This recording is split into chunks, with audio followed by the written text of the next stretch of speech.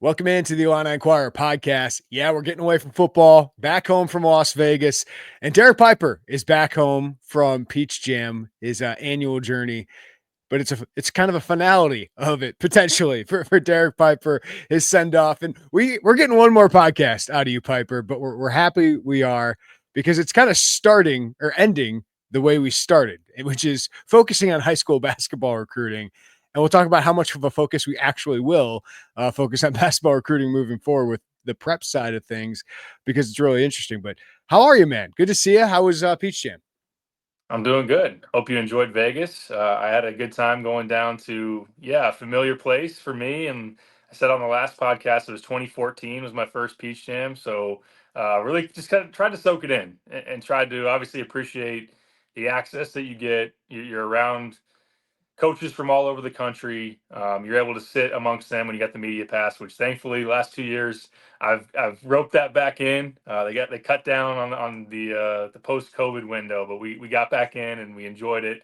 Obviously, you watch a lot of talent, and there's always a good turnout of fans too down there as well. So you just think back to specific moments, games, players that you saw there through the years, and this one was a good one. And I got a chance to talk to some of the staff, and obviously they asked about me and my future and my time and decision and everything. So appreciative of them, as I wrote in my goodbye. But this is something that I'm just trying to enjoy every moment, and got new beginnings coming up. And I might get kicked out of this room here pretty soon. I think my wife's already like looking at paint colors, and hey, this is going to be Cade's room, and Nellie's going to take over the other bedroom. So Cade's gonna be like, "Hey, let's do indoor, pop shot or something like that." that's right.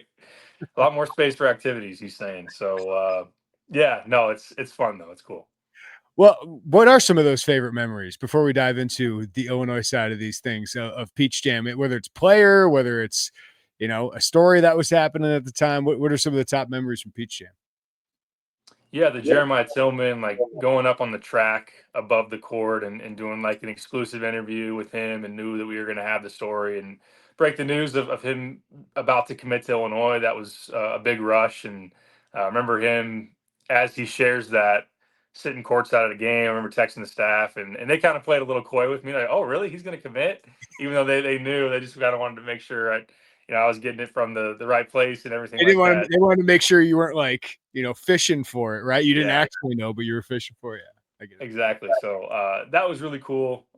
Getting a chance to see Cooper flag for the first time. I saw Cooper against AJ DeBonsta, which was just amazing. And that was one thing about this year, that if you were just going there from a national perspective, it was down a little bit. And I know that Adam Finkelstein has written about this here recently, about some of the national perspective of this class, and maybe not as much commitment from schools to go all the way in, at least for some of the bigger swings. Like, you don't have a Cam Boozer, you don't have a DeBonsta, or you're coming off a class where you get a lot of top heavy guys. I mean, Darren Peterson coming to college, DeBonsta, Boozer, and Flag previously. So, but getting a chance to see Cooper for the first time was like, this dude put Maine, a team from Maine, into the EYBL. So that was really cool. I mean, and yeah, I've seen Jason Tatum here. I've seen Jaylen Brown. I remember seeing Colin Sexton for the first time and seeing that guy explode for like 30 points. And that was kind of awe-inspiring as well. So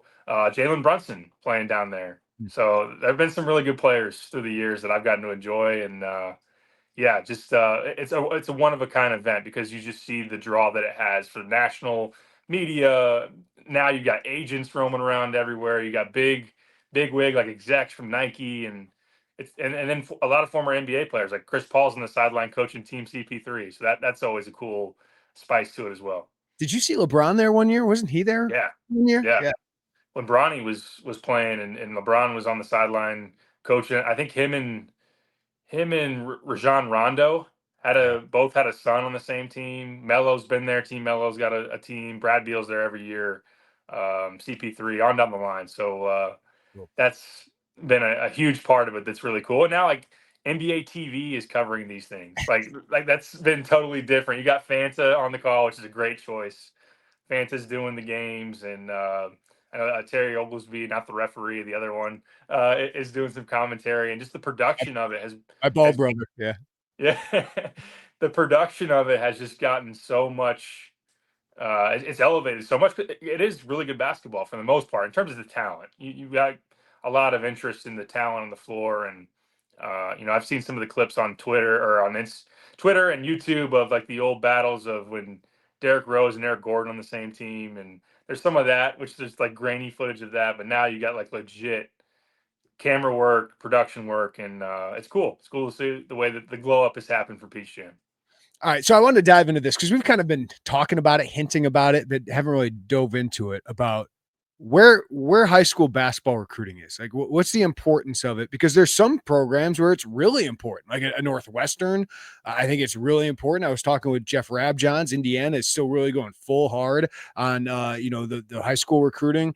Iowa is really recruiting high school guys, pretty big. Obviously, you got to add transfers to all of that, but with Illinois, with how much they recruit Europeans, how much they've really put into the transfer portal, I'm just wondering where it goes from here, Derek. And there's a reason, if I were Brad Underwood, I would doubt the importance of it because of one, what Europe has done for him and then the players he's gotten there, and also the transfer portal. But from 2020 to 24, I crunched the numbers, Derek. Illinois has signed 19 prep prospects. 2 of them have stayed 4 years, Coleman Hawkins and Ty Rogers. 2 have stayed 3 years, Luke Goody and Brandon Lieb. 6 have stayed for 2 years, Melendez, Curbelo, Sincere Harris, you could count that as 1 since he only played 1. Dre Gibbs-Allhorn, Nicolo Moretti only played 1 year. Jason Jackson hasn't played yet. 9 have only stayed 1 year. Now you can throw out the 2 one-and-done draft picks, but only 9 guys, 9 of the 19 have left after 1 year. Bajemski, Adam Miller, Sky Clark, Jaden Epps, Monty Hansberry. Zachary Perrin was here for like 3 weeks, it felt like. Will Riley, Casper Sakashonis, Merez Johnson. It's pretty amazing. I mean, that's maybe an Illinois problem, but it also speaks to prep recruiting in general. I mean, Merez Johnson got a lot of playing time. Adam Miller, a lot of playing time. Sky Clark handed the keys. Jaden Epps handed the keys. You understand Amani Hansberry and even Brandon Pajemski, but Merez Johnson played a ton. Just what do you make of that, Derek? It's crazy. I mean, there's a lot to potentially unpack there. I think you can look at it. Obviously, it's something that I've thought about as well. It's a great stat the way you laid it out there. That as Illinois goes forward in this class, you get into some of the battles. Like, say you want to really fight for Josiah Jervis, who we're going to talk about is one of the blow up prospects. Really showed out, I should say, being able to through the spring and the summer turn in. It was January when he finally got ranked, and now it's a guy that is highly coveted. And Florida offered. He's got Michigan State. He's just got a boatload of offers, taking his team to the Peach Jam Finals in 17U. And if you're going to compete for someone like that, you got to. I think from the money standpoint, you got to be able to commit. I don't know what that price tag is, but it might be 6 figures plus, and find out where you're comfortable with lining that up. And I think one of the sells you could use against Illinois is that, hey, if you're pretty knowledgeable that you're not a one and done prospect, if you're going to be in college for a few years, you could pitch that against Illinois as that, hey, they're going to recruit over you. Now, look, I mean, a lot of big time programs, if you're not good enough to, especially by year 2, be an undoubted in the rotation guy or whatever it might be, like Alabama's probably recruiting over you. Florida's recruiting over. Like, these other programs are going to do that. So it's not Illinois alone. I think another thing about it is, yes, I mean, obviously the transfer portal in Europe are huge talent pools for Illinois to pull guys in and restock and get old and those type of things. So I think it's a testament to Brad and company that they have been able to have the success that they've had despite all that turnover, because there's the world where we're reading that list and we're talking about the end of a tenure or getting close to the end of a tenure. Like that might be something that you were talking about, a coach firmly on the hot seat or just got fired because the guys that they spent so much time and resources to get here didn't pan out or left because they weren't happy or whatever it might be. And we're talking about a team that just is on a streak of tournaments, bursts, went to an Elite Eight, won a Big Ten title, 1 seed, like within a 5-year window. So um, obviously they're always, and we talked about this, through the years, Jeremy, is that they're always looking to upgrade their roster, but at the same time, so I think every situation's different, and that they did prioritize certain guys, give guys on that list, especially the one and out type of guys, gave them Adam Millers, Jaden Epps, Amani Hansberry, like significant opportunity early, and yet for one reason or another ended up leaving. Yeah, I mean, kind of one of the bottom lines of it is the prep recruiting is not as prioritized, and especially each spring they're going in looking, how do we make our roster as good as it can be, and some of that is just recruiting over what you have. And then the other part of this, Derek, is I think we experienced this last year. As good as Casper Siakishonis and Will Riley were, how much do you go all in on freshmen to lead you? Because national championship is the goal. It's not just, producing NBA draft picks. You want to produce NBA guys. You need NBA guys to go pretty far in the NCAA tournament for the most part. But you're going to have ups and downs, even with great first round draft picks like Will Riley and Casper Siakishonis. Each of those guys went through their struggles that really hurt Illinois at certain points, but obviously they were, good for the long term of that season. But that's the question. Like, can you get two of these, or do you only have the money to really go get one because you want to go get an Andrei Stojakovic that is a proven player that we can pencil in basically for 15 plus points a game for Illinois next year. You want to be able to go get Tomislav Ivasic or Mihailo Petrovic, guys that are going to make a big impact right away for you just because they're mature. Like, it's just a little bit easier, higher of a hit rate, especially for that first year. So do you want to spend the money it takes to get two of those guys, or is it just one? So that's kind of how I look at this, is the resources of it too, especially even if it's not just revenue share money, even if NIL is allowed in the way we saw it before, there is a cap to that eventually of what you can spend. And you got to prioritize guys who are going to make a huge impact, consistent impact. So that's the other part of this too, is how much of your resources do you want to allocate into freshmen, no matter how good they are, that are going to have some ups and downs.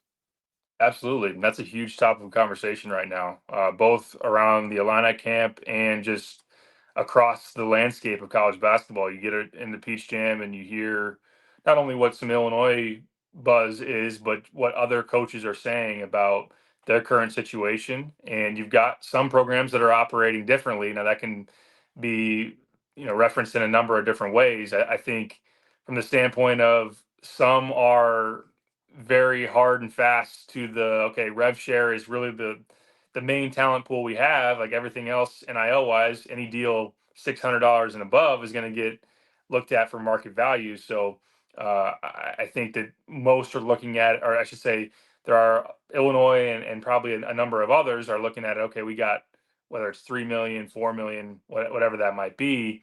And somebody else, Texas Tech is the football example, where they're like, yeah, we spent $20 million or whatever it was on our roster and or across our athletic department, and we're going to find a way to do it again. Like we got the resources, and the market's kind of been set in terms of what players are expecting, and we got to be able to get what we can get. So I think that's going to be really interesting. But yeah, no, I even answered a question on the board last week. Is they asked about Dylan Mingo and Alex Castanza, two guys that Illinois has big ends with, and Orlando Antigua's done great with both, and both are from.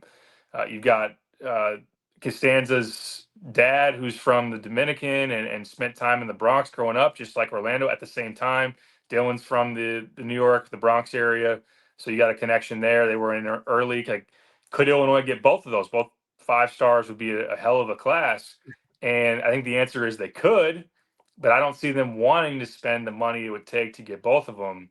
Think of that answer, like what you just said, like 5 years ago. Think like, I don't know if we want to take 2 5-stars in this class. Yeah, because of the resource allocation, right? And if you want to win national championships, like if you're taking 2 freshmen, you're probably passing on one ridiculously good transfer. right. And it sounds insane, and you do have to also. There are some assumptions that have to be made. Like, you got to win the recruitment. Like, we can sit here and say, like, Costanza and Mingo aren't both just waiting on a call from Illinois to be like, yeah, we'll take you. I'll take it. Yeah, all right. Yeah, here's your deal that we can sign and get this thing done. So those are both hotly contested recruitments. I think as it stands right now, I mean, Illinois is, from a rev share standpoint for basketball, I think just north of 3 million is what I've heard that you're kind of operating with. You're going a year after you spent like between 9.5 and $10 million on your roster. So you got to find ways to cut that thing down. And do you get a chance where like Andrei Stojakovic has a good year, but he's still a projected like early second round pick? Can you pull him back? Is it Tommy that's maybe in that situation, whatever it might be, or you're just going back to the portal and trying to make a big splash? Like how, whatever that looks like, you want a big chunk of your money still there reserved. I agree with that choice by Brad and staff. If that's the way they're going to go, I think that is. Because senior year And Stojakovic is better than, I would say, in this class, especially, right? Like maybe if it's Darren Peterson, it's different in the class 2025, but probably better than any 5-star prep prospect if he was yes, a senior.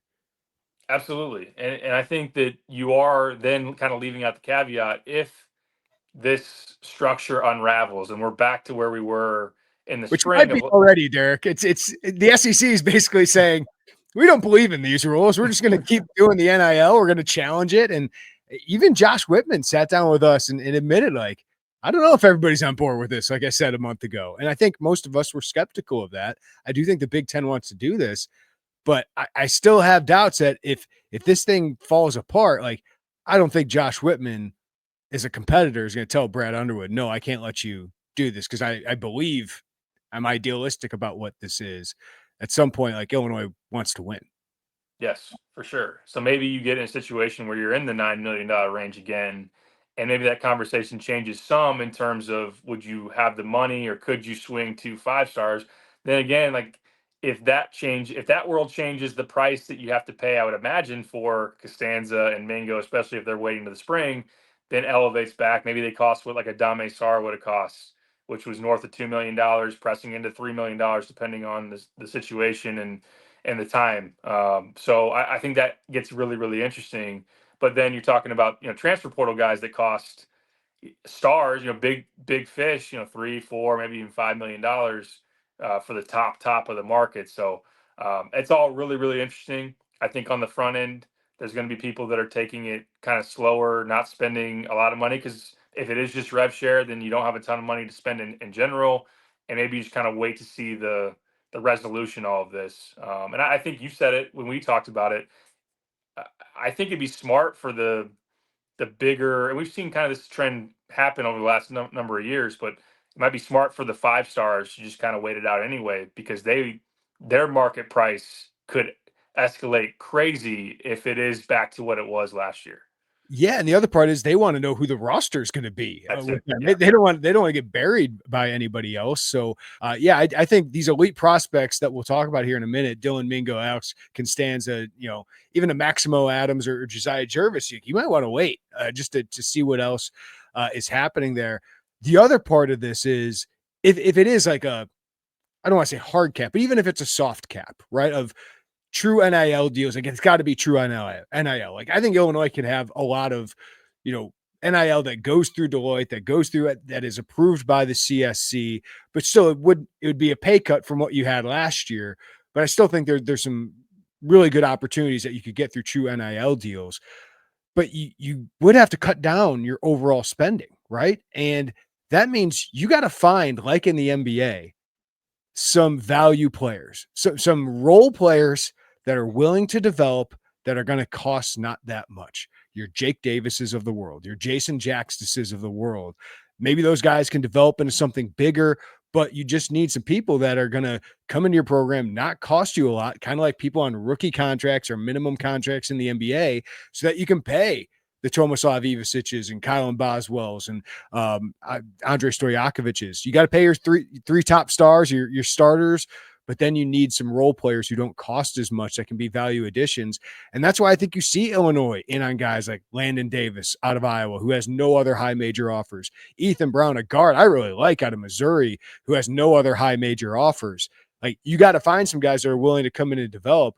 But there's the flip side of this, Derek, where those guys, they're getting recruited heavily by mid-majors who have some money, right? And probably could match some of the high major offers if you're trying to get them on good deals, but they could also play right away there, enhance their value if they play well, and then go to the transfer portal in 2 or 3 years and really cash in, when the risk of going to an Illinois is you're buried, you don't play, you transfer after 2 years, and what is your value? Like, all of that is fascinating for a guy like Landon Davis or Ethan Brown. How do you go about how you want to start your career? It really is. Yeah, I think not that in the old world that you didn't have still some choices of buried at a high major roster, or maybe a focal point of a really good high major situation. But now it is different, especially when you're factoring in some of the money situations. Like I think back to the Keaton Wagler recruitment, and it was very similar to what you're describing here, as you related to Landon Davis and Ethan Brown as well. Is he had Drake, he had Colorado State, he had a number of those, Murray State, some really good mid-major places that wanted him and said come in and be a starter. Even Minnesota was kind of grouped into that as well.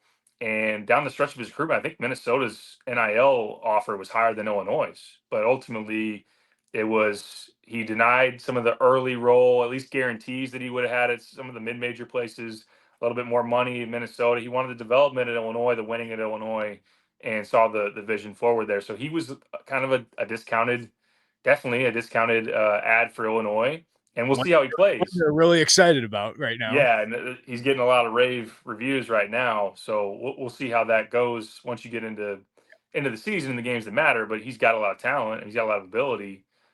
So that's something that you definitely got to look at. But yeah, for the player, the price tags of these guys that are one or two mid-major seasons that really are all conference type of players. I mean, in the it's hard to land on a number right now because the cap's gone up, or the numbers have gone up and then they've gone down. But like in the last year's cycle, $1 million. Like if you're an all conference mid major player, you're at least $1 million player, I would imagine. Being able to go up to the high major level, at least in that range. I mean, think of like I guess the Ben Humreckhouse was probably between 500 and 750. So like that's an ability for them to have more guaranteed playing time and really see a path to be in that open market. If you, like you said, if you go kind of the pods route, which it worked out great for pods, Not everybody's making as good of a decision as Pods made, but yes, like there is a path there if you pick the right school. right. A lot of others probably get a little buried or a little, they get buried on the roster and then they transfer and then maybe it works out, maybe it doesn't. And all of a sudden you got a lot to prove versus if you went to the mid-major level and you did some big things, then you're kind of a hot commodity. But I think from Illinois' development, that their sell there, they're winning there. I think that they've gotten good feedback from a guy like Keaton. I think they've done well with Brown and Davis, and I can see the vision there. I've seen more of Brown, and I wrote this on the board. They kind of see him like an Austin Reeves type, and they see like him very similar to what Austin looked like early in his career, and I think that's a good comp. I turned on his film because now I got to do some of this with basketball, Derek, with you leaving, taking over some of this. And I got excited about him. And I remember several years ago turning on Christian Brown's film, what Illinois offered him, right before he blew up. And I was like, there's some similarities there. Because, I mean, now Christian Brown was like, what, a first round draft pick, was a star at Kansas. He was not a highly rated prospect. He was outside the top 100. And Ethan Brown reminded me of that because there's good size. There's a little bit of combo guard in there, but there's also like some real athleticism and skill. I'm surprised he doesn't have more. So he's coming on an official visit this weekend. That makes sense for me. Push for him, make him a priority. But, he's had Missouri State, some other programs really push hard for him that he could probably start right away at some of those programs. So you do have to buy into Adam Fletcher that maybe in 2 years, the second year, I'll play a big role, or maybe like year one, I could maybe surprise some people and get a role like I think Keaton Wagler has the chance to do this year. So that one makes sense to me. Landon Davis I think he's built like a mid-major forward, but he defends well. He's got some size. He's shown some intensity. And you can see in like 3 years, his third year here, he could be those Wisconsin, stretch fours, right? He's not the most explosive, but he's skilled. He's big, plays good defense, makes everyone better around him. So maybe you get a rotational player in a couple years, like Jason Jackstis, you hope can be at some point. So makes sense to me, Derek, because you need guys on the roster from 9 through 13 who don't cause problems too, and that are willing to develop and take a long-term approach. And that's why I liked when they added Jackstis a couple years ago. Yeah, right. I agree with that for sure. And yeah, Davis, he doesn't maybe look too explosive, but he's at least fluid, I think, decently fluid from an athletic standpoint. Like you said, he has the motor. he's got kind of the skill set that Illinois looks at from somebody that can stretch the floor a little bit and be able to, be mobile on defense as far as that goes. So, and then you'll get into a point where maybe him and I don't know if, Jackson, by the time he would enroll, like Jackson would be more ready to play. But some of these value flyers, if you want to call them that or whatever, would then compete with each other, and ultimately you got to make room to where some stay and some don't. Some of these work out, some of these don't. So, but yeah, the 15-man roster now that you can go up to, especially if these guys aren't costing you a lot of money. Like, I certainly understand why you would be interested in something like that, and it's just always it's hard to have the perfect gauge. I think Brad would say that anybody that's doing this recruiting wise, whether it's going to be a developmental piece or somebody that comes in and you assume to be there 3 or 4 years, like are they of the right mindset? Are they going to fully buy in to what that role is going to look like? It's so natural to want to play and to want to be over somebody else and those type of things. But if these guys are truly bought into just a chance to develop, a chance to come in and be able to make an impact eventually, whether that's 2 years, 3 years, whatever it might be, then I think it's worth it. All right. So I would expect Illinois to land one or two of those guys. They're probably going to decide here in the next couple of weeks, but I just want to prepare people for that. Like, there's kind of like two different silos of kind of prospects you're looking to add. These guys in the summer, I think, are going to be more the developmental evaluation. What can they become? But I do think these elite targets, these top 50 guys, are the ones that are going to be making decisions into the spring. So tell me a little bit more of what you think of the top targets Illinois is going after. Let's start with Dylan Mingo, one of the guys that you mentioned off the top. Has really risen. He's gone from like a top 50 prospect to what? Top 10. I think he's number 7 right now for 24/7 Sports. Why has Illinois made him a priority? He's a true two-way star. He's a guy that is just awesome on both ends of the floor. He's not the best shooter. That's really the major knock you could say on him, even though he shot it pretty well at the top 100 camp. When you look at the stats that he put up, and I know that the evaluators there, Bossy, Finkelstein there said that he was probably the MVP, and ultimately he actually was named the MVP of the camp. But reading their reports, like he was putting up high 20s into 30 points in a game. But what I really like is he's a good athlete who can just off the dribble create so many problems because he's got athleticism, he's got length, he's got size. He's like 6'4", 6'5", and can get to the rim, can make some things happen as an attacker. And then defensively, he just causes havoc. He's just all over the place with his hands, with his anticipation, with his effort.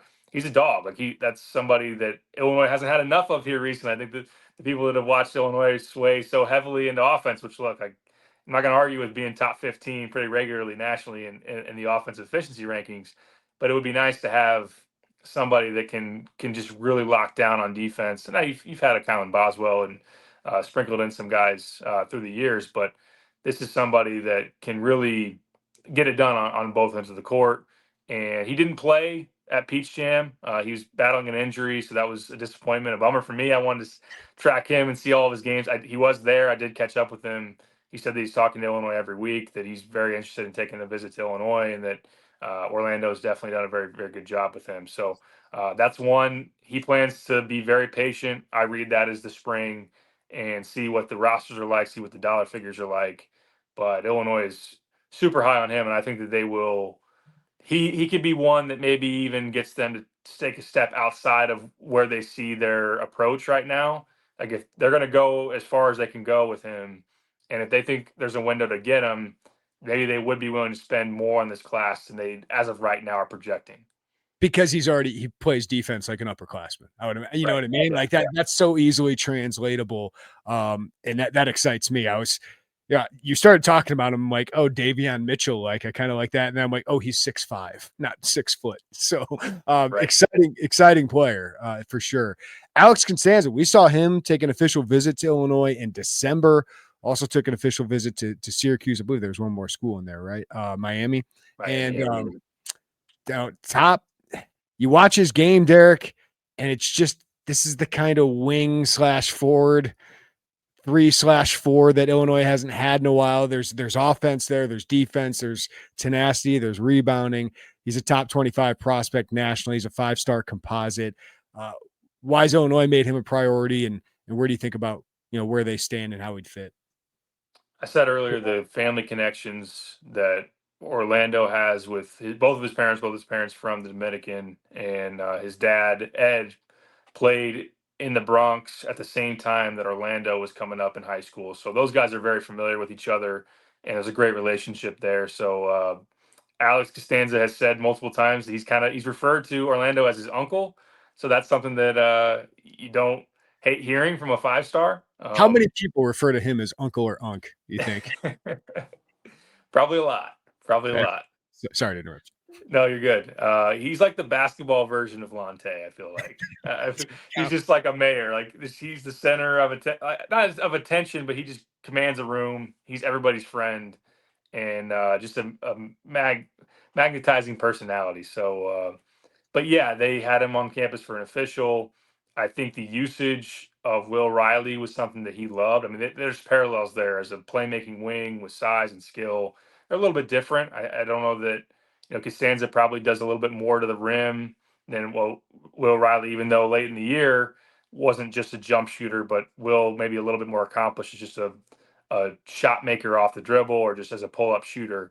But Costanza, yeah, I mean that size, that skill and seeing Will Riley go from a guy that was in a different class to then reclassing and then being a first round pick, I think that's something that is a big deal. But Miami's one to watch, and the family is very proximity wise close to Miami, Fort Lauderdale area, and Jay Lucas being there now, and that program's got some money, so that's one to watch. It has been for a while. You wrote about Jordon Jervis. You mentioned him before. That's another kid that's really skyrocketed. What do you think of him as a prospect in Illinois getting in the mix there? I really like him. Really like him as a player. He's a guy that took on a primary scoring role for the Wrens, and it was in a very similar role to Brandon Lee last year. Brandon Lee playing for the Wrens and took a lot of shots. Jervis is just more efficient than what Brandon was. That's not to really try to knock Brandon. It's just it's impressive for some of those players that are in a situation they're going to take 15, maybe and sometimes 20 shots in the game because they're the main guy. Now the Wrens have a big man that's a top 50 prospect. Indiana's in on him. There's a number of other high majors. He's more of just a physical bruiser, rebounder. They got a point guard that we'll talk about, 2027, Anderson Diaz. That's like a borderline, almost a 5-star in 27 that comes off the bench. But Jervis is just a natural shot maker. Shot 40% from three in high school for Archbishop Stepanak, who won a state title, and high volume 3-point shooter that shot 40%. That's impressive. He's got more to his game than just that. I mean, he can get into pull ups. He can go to the rim. I think he's a nice, just a team player, a guy that isn't just looking for his. He's somebody that can make a good connecting pass. He can do different things as far as helping his teammates out too. So the more and more he played, the more I liked him, and it's seeming that it's not an uncommon opinion. Just seeing his offer list blow up the way it has. I mean, Texas, Tennessee, Maryland, Michigan State had all offered him like within a month or a couple weeks going into Peach Jam, and I see he's got Florida. I think he's got Michigan. So he's a hot commodity, but Illinois has done well with him. The other guy I wanted to bring up is another guy we saw take an official visit already. That's Luigi Swigo out of Italy, 7-foot big man. He just announced that he's going to play for KK Megabasket, which we know pretty well from Halo Petrovic. The super agent over there, Misko, is the team owner there, runs the team. That seems like it's pretty good for Illinois. I'm looking into that probably too much, but he also visited Purdue. 7-foot big man going to take an official visit to Purdue. Indiana also in the mix there, Derek, but Illinois has made him a priority. Is that a guy we should continue to pay close attention to? Absolutely. Yeah. Jeff Alexander's done a great job with him and continuing to just have a really close relationship. Obviously, you get him into that Serbian league and the Adriatic League, and that's somewhere with Misko in particular that Orlando has great ties to. And I think that would be something. Well, Misko's not the agent for Luigi. There's rep by the same agency, and I think that is something that doesn't hurt. Like I think that's something that Illinois in terms of their wheelhouse, like you're tapping into a pretty good area of what you're talking about in terms of their connections and their ability to pull some strings and get some things done. So I don't think they love seeing that he took a visit to Purdue and a visit to Indiana. Not like, hey, you blame the kid for doing it, but it's just like, oh man, I Of wish course, you didn't go to Purdue. the Purdue, the place that if you're a 7-footer and how could you not like what Matt Painter's done? So I will say he though, like if you're him and in his style of play, and you see Tomislav Ivicic do what he just did there, right? And now Big Z coming here, but he's probably more built like Big Z. But that would be intriguing, and of course, it makes a great fit for Illinois. He's a guy who could protect the rim and shoot it from three, and is very skilled. Is a big man. Makes a lot of sense from both sides there. Absolutely. Yeah, and if Tommy takes the step that most people will expect him to do this year, then I mean I know they're not the same player, but Tommy came from the Adriatic League, great transition to Illinois, style of play, like you said. He's because Luigi's a stretch big, a little bit more of a shot blocker. That would be one thing that he has more to him. And but yeah, I mean he wants to shoot the three. He wants to do some things off the dribble that he's actually, maybe a little bit more advanced in terms of just creation that he can do. I mean, Tommy as a passer, but in terms of off the bounce, like there, Jeff and some of the guys that have been recruiting Luigi see him kind of like a Kristaps Porzingis ceiling, like that mold ultimately of what he can be. I don't know that he'll be that guy in the NBA. Like Kristaps has been, it's called the unicorn for a reason coming out, but yeah, they've done really well with him. And Luigi was one of those guys. I don't know if it's just it's different culture. It's coming from a different place. When he was on his official visit, like rocking the Illinois hat, like being on the court with the team, like it looked like he was already committed. Like Yeah, as much as any like official visitor I've seen in the past that actually wasn't committed, like he was giving off as much of vibes, like I'm coming here vibes as anybody. I don't know if that was just a little bit of a difference in how you go about things, but that does show like Illinois has done so well with him. and I will say, just huge. I mean, Yeah. he's lanky, he's skinny at this point, but he's just a massive human being that would really help protect the rim. Like I just think of how much Illinois has grown in the front court since Kofi Coburn came here, Tomislav Ivicic, Perez last year. And now you're looking at Big Z coming in here, and a kid like this would, I think, make an immediate impact, at least as a rotation player. So, yeah, they're definitely upped that realm, and Orlando Antigua and Jeff Alexander have a big reason to do with that. Any other 2026 target you want to mention here? I know they offered Maximo Adams, who's absolutely blown up. Anybody else you want to mention? Yeah, I think Maximo Adams is worth a mention for sure. A guy that was stuffing the stat sheet at Peach Jam, and somebody that I even had to, brush up on his background because you're seeing what he's doing out there, and he until recently hasn't had. It was USC who offered him. I think you go back to June, and it was like his only high major offer, and you're like, what the heck's going on here? This guy is killing it and putting up near triple double stats in some games. Like he's that versatile. He's especially double doubles with a decent amount of high assist totals. And he got hurt last year, missed pretty much all summer. Previously, as a underclassman, maybe right after his freshman season, was a top 20 prospect. Those early rankings to come out, he was on that list. Then ultimately dropped a little bit, and now he's back healthy, playing at Sierra Canyon in high school and the Vegas Elite as far as AAU goes. And he was one of the talks of Peach Jam in terms of coaches wanting to go see and get eyes on him. I mean, Kentucky's offered now. He's just loaded up with offers. Illinois got in there, I think, the week before Peach Jam and is building that relationship. He told me they've had a Zoom with him.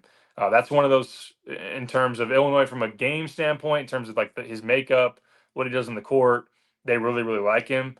It's one of those things where you assume the price tag is probably going to be maybe a little bit higher than they want to spend, especially if they get as far as they want to with Jervis and their recruitment. So I don't know that he's going to top where Jervis is on the priority list, but he's definitely going to be someone they're going to want to continue to be in the mix, see where it goes, because he's somebody that can play mid post, can play on the outside, he just can do so many different things. And he was in a groove at Peach Jam. Like he did fantastic.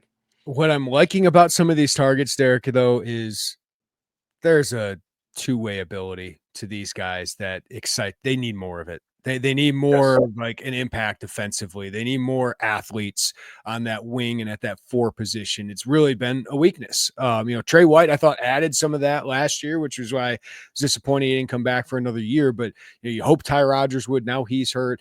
It's been kind of a sore spot because they do want to stretch the floor so well, but it's at the same time you're giving up some versatility on both ends of the floor, really. So I do like that. That seems like it's a priority.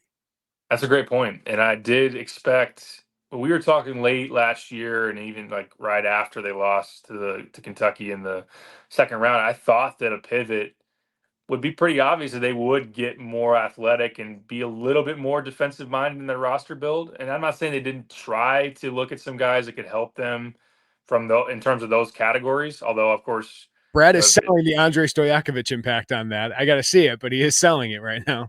he is, and Ty Rodgers would be somebody that would help you if he would, if he was healthy. So I get that. But also, Brad will also say that look, we start our evaluations with offense, the skill set there, and then we figure we can get guys to guard.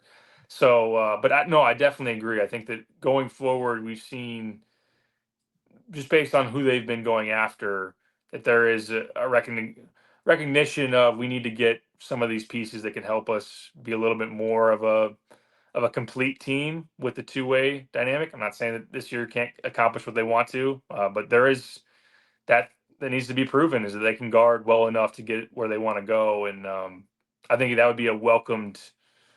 I don't know if pivot's the right word, but just a welcomed angle for them to attack going forward with the fan Yeah. base and just with those that want to see this team be able to have that as well. Yeah, just be a little bit more complete, right? I think that'd be really important. And it's kind of like this year. I thought a nice little pivot, if you want to, is Brad did really want to retain his roster, right? Like he made that a priority.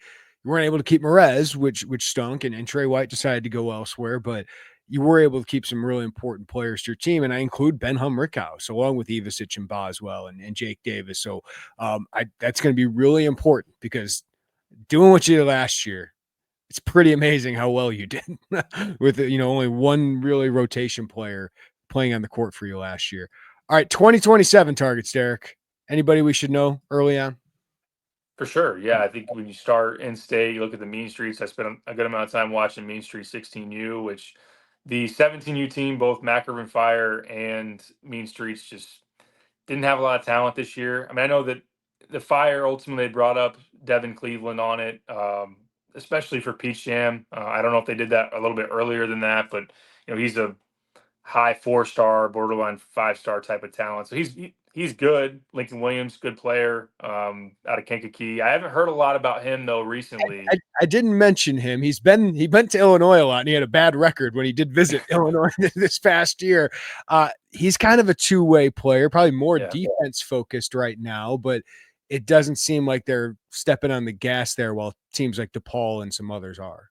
Yes, and that's something where I think depending on what Lincoln wants to do in terms of whether waiting it out or trying to, speed some things up and make a decision here in the next couple of months, that might determine where Illinois fits into that picture. But I think from the standpoint of like, let's close on them in the fall, I'm not hearing that type of vibe from Illinois, although he had a couple of good games down at Peach Jam. And I know they played on the second tier of the EYBL during the regular season, which does kind of show you what it's been like up there for the Fire here recently, based on their records and the type of guys the teams they've been able to assemble. Not to knock them too much, but it's just the reality of it. It's not the days of Io and Talon playing together, Jaleel Okafor, Cliff Alexander, and Jalen Brunson all on the same team. Like it's a different day. But yeah, Lincoln's a good athlete, plays defense. Shooting is something that it's not his strength. But anyways, yeah, in terms of 27, Mean Street 16U, Jackson Davis out of Warren, one of the guys that's still sticking around in state. Davion Thompson, who I'll talk about, is going to Link Academy. You had Howard Williams, who's on that team, the Mean Street's 15U last year, went to Oak Hill Academy. Cleveland's left. So that's something that, at least if you're a local hoop watcher, you like and appreciate that Jackson's still there at Brandon Paul his Yeah, old stomping ground. they're all So leaving, man. They're all leaving. I know, but I won't belabor the point. Jackson, really good point guard, a guy that can see the floor really well. I've been impressed with him going back to last summer, seeing him on the circuit, and I thought that he was just a winning player that made good decisions, plays with good pace. His jump shot's a lot better now than I have seen it before. Like he's shot 40+% from three on a good volume throughout the UABL. So I think he's drawn a lot of attention at that level, and I think from a recruiting standpoint, Illinois has been involved with him pretty actively, even post Tim Anderson, which will lead me into talking about Davion Thompson, where it seems like that's faded for whatever. I shouldn't say for whatever reason. I'm not saying it's all Tim Anderson related, but post Tim leaving, I haven't really heard a lot about Illinois and Davion in terms of that pushing forward. I don't know if that's as simple as it goes. If you have to make a choice between Jackson and Davion, because they are two kind of they're not like both sub 6 foot, but they are smaller guards that you maybe want to make a choice on. But Davion led the EYBL 16U in scoring, 23 and a half a game. Just a really smooth lefty shot maker that when he gets on a heater, which he did in one of those games during pool play at Peach Jam, just was kind of jaw dropping. Last 2 minutes of a game, made three consecutive threes, even when the defense is like, okay, we know where this ball's going. He still like knocked it down. I've seen some right, like he's kind of Jalen Brunson-y. I don't know. I think we maybe are simplifying to the smooth lefty, but I Let's not could, forget how great of a prospect that guy was. Like, yeah, I mean, just because I know he was under the radar a little bit as an NBA prospect, even though he was awesome at Villanova, but that kid we all knew was going to walk into a program and be a huge impact. He was a top 20 prospect. yeah, right. I don't see Davion in terms of like the playmaking, not the strength profile that Jalen had, but in terms, I mean, he's a bucket getter, and I like him. I'm interested to see if the way he played does that change some things. Maybe now that Illinois has got uh, another chance to watch him and just there's another cycle to go out there and recruit. Do they try to dive back in there pretty hard? I don't know. We'll see as far as that goes. But those two stood out. I got to mention Quentin Kitt from East Peoria as well on that team. Should not be overshadowed. I wrote that in my notes. He was their best player in their pool play game or their bracket play game against the Indy Heat, that was a really high profile matchup. And he's like a 6'6" forward, can shoot the three well, really good skill. He's a nice player. And Illinois got in there with an offer this spring. Iowa's hosted him. Northwestern, I think, has offered him. He's one to keep in mind for sure. And before I move on from this, I do got to bring up the East Coast. You've got Anderson Diaz, who I said on the Ren 17U. Also Joshua Rivera, who plays at Archbishop as well with Josiah Jervis. Saw him play 16s with the Wrens. Very talented shot maker with size, 6'6", like scoring guard that can really, get buckets. And Illinois offered him right after Peach Jam. So I think that's one that Orlando has good ties to and will continue to pursue. So 27 is a talented one. Jalen Mitchell's one I didn't even mention. He was hurt and didn't play there at Peach Jam, but obviously he's like at the top of the list in terms of guys on their board. And from Albany, Illinois, and now he'll play at Spire Academy in Ohio, but spent time at Evansville and just kind of a do-it-all forward that can just do a lot of different things and does need to work on his body a little bit, but in terms of Looks his like skill an set, NFL tight end. Looks like an NFL yeah, tight end when I saw him. yeah, he does. He's a really good player. So Jeff's recruited him longer than anybody out there in the college basketball world. So there's a good amount of options in 27. All right, I think we got the final Derek Piper download there. I feel good about it. Is there any final nuggets, Piper? No, I think we got it. Yeah, I think that's I about. had to take advantage of it. We had you for like the rest of this week, and then it's done. So I had to take advantage of it with this pot. Yeah, I had to unload the clip. I'm glad we got to do it. No, I would have felt unsatisfactory. We'll go to Peach Jam and I didn't get to share all my things. So yeah, man, this won't be the last time we talk. Like you'll I have was to going get to me say on again. the invitation is open. So whenever you want to hop back on and get some thoughts out, because I know you're going to be itching at some point, right? Yeah, for sure, for sure. I will. No, I mean we'll get closer to the season. I'll let you guys do your thing in football. I can't wait to consume all the content. And I enjoyed Brett Bielema's opening statement. I know we kind of laugh in the media, like, is he filibustering so no one can ask a question? But he gave some good stuff. Like Brett was doing his thing. And so I can't wait for football season. And I'll be reading you guys' stuff. And as basketball starts to poke his head out, like, hey, we're about to get to the tip off. Maybe you'll have to have me on or something. But Piper's preview. Can't wait for it. We'll do the Same Piper there. preview pod. I love my alliteration, so had to get that in there. But Derek, man, thank you. We got all sentimental and emotional last time, but yeah, we don't got to do it again. Man. Appreciate you, man. Glad we could end it with Peach Jam, though. That felt like such the fitting way for Piper to kind of end this entire thing. Yeah, no, it was perfect. And I appreciate you obviously getting the opportunity to be there one more time. You sending me down. I appreciate that. Get to do this. And yeah, we don't gotta get teary-eyed or emotional. I heard you. By the way, loved you and Lon's podcast. I tweeted at you guys, but I sat in the Augusta parking lot. I was at my hotel. I just pulled up and I was listening. I'm like, I can't go into my room. I just want to keep listening. So I'm glad you guys got to do that. Well, me and him were gonna, be nostalgic a little bit, and Lon, he's a softie at heart, and I love the guy, and I wanted to get there. He went emotional right away, off the bat. I'm like, all right, this is where the pod's going. I'm just gonna lean into it. It was fantastic, man. He's the goods, as you know. Yes, for sure. So are you, man. And we'll talk again. Will I be in this room when we talk again? I don't know. I will hope to be. You're just gonna have your spot on the island somewhere. Be in the living room on the coffee table, just kicked out. Hate shooting hoops in the background. Yeah, I'd be down with that. But whatever it is, whatever it looks like, we'll do it again sometime. I know the people want it, Derek, so we will definitely get that done.